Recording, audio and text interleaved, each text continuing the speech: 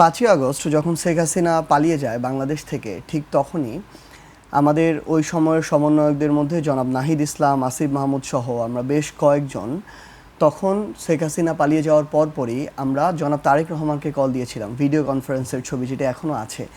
দিয়েছিলাম এই কারণেই, আমরা এখন যে তাদের কথায় কথায় মাঝে মাঝে বলে যে এনসিপি বা সমন্বয়করা জুলাইকে কুক্ষিগত করতে চায়, যদি চাইতো সেদিন ওই 5ই আগস্ট বিকালবেলা তারেক রহমানকে কল দেওয়ার কোনো প্রয়োজন ছিল না।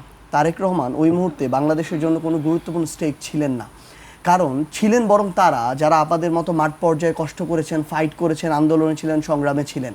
তিনি ওই জায়গাতেও আমরা তাকে একটা দলের প্রতিনিধি মনে করে, বিএনপির মতো একটা বড় রাজনৈতিক দলের প্রতিনিধি মনে করে আমরা তার সাথে যোগাযোগ করি, কারণ তিনি সেই মুহূর্তে দেশে নাই।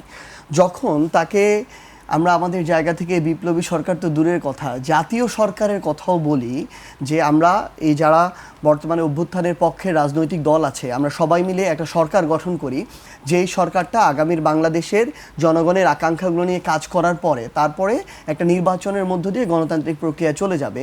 সেই সময় স্পষ্টভাবে জনাব তারেক রহমান ওই জাতীয় সরকারের বিপক্ষে বলেছিলেন এবং বলেছিলেন যে না, এটা করা যাবে না, একটা ইন্টারিম সরকার গঠন করা হোক, সেই সরকার 3 মাসের মতো থাকবে, এরপরে সেই সরকার নির্বাচন দিবে। তাহলে গতকালকে যেটা সংসদে বলেন আমি সেটা বলছি যে পার্থ ভাই, এই যে বিপ্লবী সরকার বা আমাদের যে জাতীয় সরকার, এটার পিছনে সবচেয়ে বড় অন্তরায় ছিল আপনার মাননীয় প্রধানমন্ত্রী জনাব তারেক রহমান। এই জন্যই আমাদেরকে শহীদের পিতা দিয়ে আমরা আমাদের জায়গা থেকে শপথ নিতে পারি না। এই কারণে কি বিপ্লবী সরকার হয়নি? শেষ করছি, হ্যাঁ অবশ্যই, কারণ তাহলে তো এত বড় একটা রাজনৈতিক দলকে একপাশে রেখে আমরা ওই মুহূর্তে দেশের গুরুত্বপূর্ণ একটা ট্রানজিশনাল পিরিয়ডে আমরা কখনো একসাথে কাজ করতে পারতাম না। ওই ভাঙনটা যদি তখন হতো তাহলে কখনো আর দেশের একটা স্থিতিশীল অবস্থা থাকতো না।